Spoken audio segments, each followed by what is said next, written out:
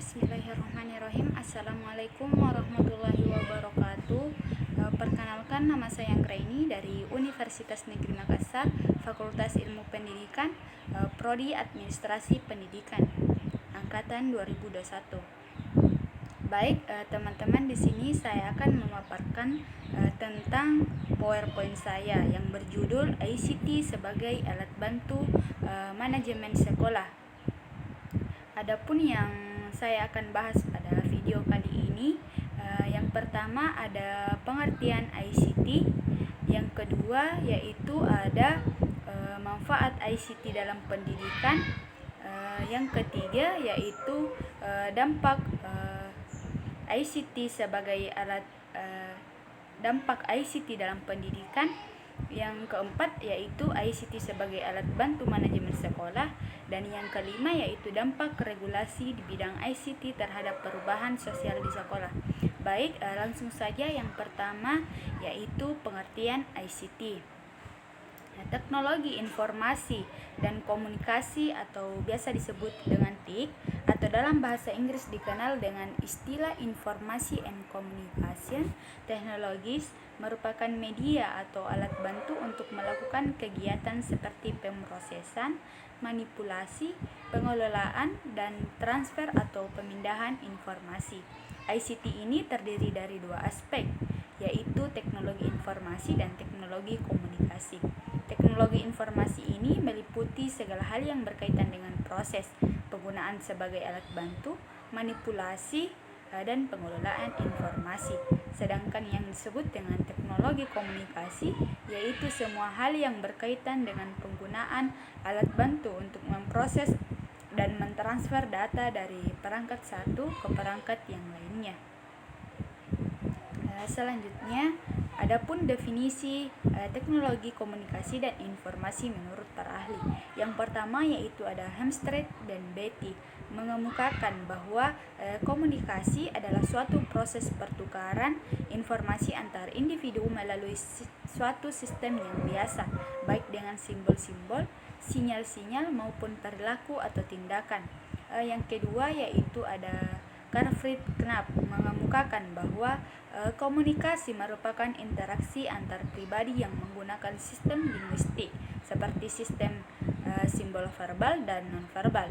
Sistem ini dapat disosialisasikan secara langsung atau tatap muka atau melalui media lain seperti tulisan, oral, dan visual.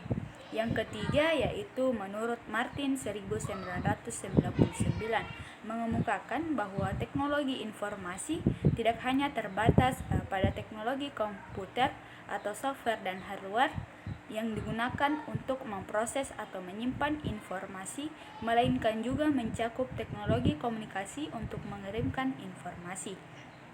Yang keempat yaitu ada William dan Sauer 2003, mengemukakan bahwa teknologi informasi adalah teknologi yang menggabungkan komputasi atau komputer dengan jalur komunikasi berkecepatan tinggi yang membawa data, suara, dan video.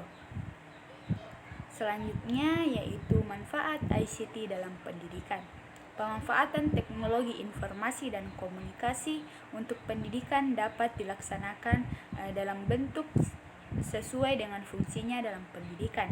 Fungsi teknologi informasi dan pemanfaatan teknologi informasi dan komunikasi untuk pendidikan sudah menjadi keharusan yang tidak dapat ditunda-tunda lagi. Berbagai aplikasi teknologi informasi dan komunikasi sudah tersedia dalam masyarakat dan sudah siap menanti untuk dimanfaatkan secara optimal untuk keperluan pendidikan. Selanjutnya yaitu ICT mempunyai manfaat penting dalam dunia pendidikan. Salah satunya adalah meningkatkan mutu pendidikan. Transformasi pendidikan dengan alat bantu manual konvensional menjadi alat teknologi canggih yang diyakini mampu membuat pembelajaran khususnya di kelas akan menjadi baik dan menarik. Penerapan ICT di bidang pendidikan ini seperti penggunaan komputer, internet, atau e-learning dalam membelajarkan siswa, menurut Erwinsyah 2015. Lalu, seberapa penting ICT dalam pendidikan? ICT dapat menunjang optimalisasi sekolah karena potensi ICT cukup besar. Di antaranya yaitu yang pertama memperluas kesempatan belajar, yang kedua yaitu meningkatkan efisiensi, yang ketiga yaitu meningkatkan kualitas belajar, yang keempat meningkatkan kualitas mengajar, yang kelima yaitu memfasilitasi pembentukan keterampilan, yang keenam yaitu mendorong belajar sepanjang hayat berkelanjutan, yang ketujuh yaitu meningkatkan perencanaan kebijakan dan manajemen, dan yang kedelapan yaitu mengurangi kesenjangan digital. Selanjutnya yaitu ICT sebagai alat bantu manajemen sekolah. Peran ICT dalam sistem informasi manajemen berbasis sekolah yaitu SIM atau Sistem Informasi Manajemen merupakan sistem yang secara terpadu mengaitkan manusia dengan mesin atau peralatan untuk menyajikan informasi guna mendukung pimpinan organisasi dalam pengambilan keputusan, dalam hal ini di sekolah. Yang pertama yaitu unsur-unsur SIM atau Sistem Informasi Manajemen antara lain sebagai berikut. Yang pertama yaitu data dan informasi. Yang kedua yaitu pendekatan sistem. Yang ketiga yaitu proses pengolahan data, dan yang keempat yaitu peralatan komputer atau internet. Selanjutnya yaitu ICT sebagai alat bantu manajemen pembelajaran.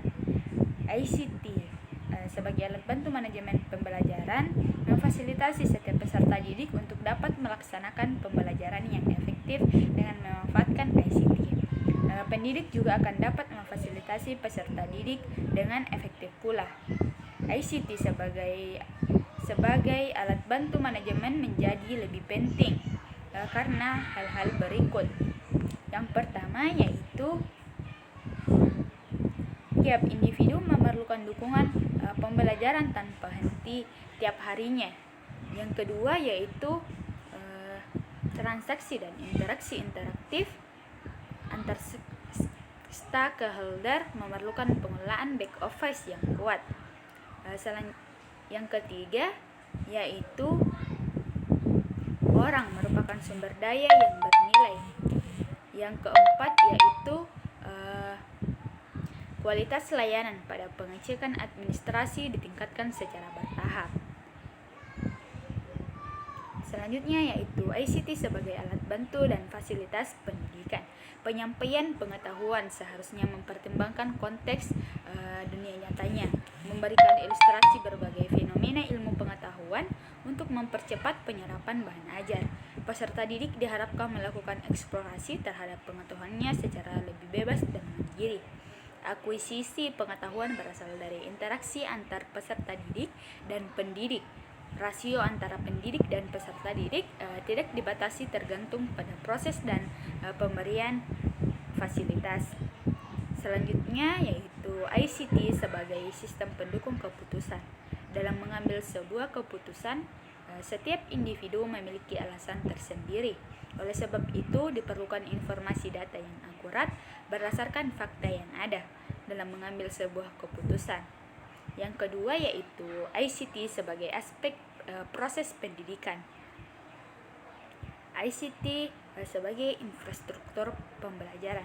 Infrastruktur pembelajaran di sini maksudnya adalah tersedianya bahan belajar dalam format digital, jaringan adalah sekolah sehingga belajar bisa dijangkau di mana saja dan kapan saja.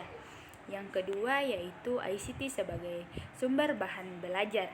Hal ini mengenai buku dan bahan belajar yang diperbaharui secara kontinu dengan menggunakan teknologi. Karena tanpa teknologi, pembelajaran yang up to date membutuhkan waktu yang cukup lama. Yang ketiga yaitu ICT sebagai alat bantu dan fasilitas pembelajaran. Seperti yang kita ketahui bahwa fasilitas ICT sangat membantu proses pembelajaran. Contohnya dalam menyampaikan informasi dengan menggunakan fasilitas multimedia, informasi akan cepat sampai kepada peserta didik dengan lebih akurat karena dengan adanya berbagai fasilitas multimedia tersebut, peserta didik lebih termotivasi untuk belajar dan mengeksplorasi pengetahuannya secara luas. Selanjutnya yaitu dampak ICT dalam pendidikan. Yang pertama ada dampak positif dari ICT. Yang pertama yaitu pelajar jadi akan lebih mudah belajar karena kebanyakan pelajar lebih suka praktek dibandingkan dengan teori. Yang kedua yaitu pengajar jadi lebih mudah mengajar karena lebih mudah menyampaikan materi dengan membuat presentasi-presentasi.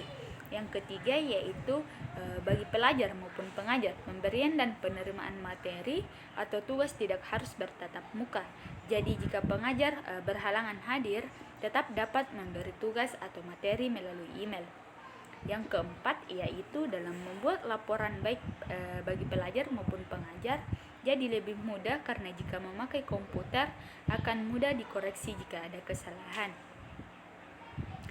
Selanjutnya yaitu dampak negatif dari ICT. Yang pertama yaitu pembelajaran yang menggunakan ICT hanya bisa dilaksanakan oleh sekolah yang mampu. Bagi sekolah-sekolah yang kurang mampu akan ketinggalan dan siswanya akan kesulitan jika mereka masuk ke sekolah lanjutan di kota besar yang sudah sering menggunakan ICT. Yang kedua yaitu setiap pelajar harus mendapat fasilitas yang sama. Jadi dalam pembelajaran yang menggunakan komputer, setiap pelajarnya harus memakai satu komputer yang memadai. Selanjutnya yaitu dampak regulasi di bidang ICT terhadap perubahan sosial di sekolah.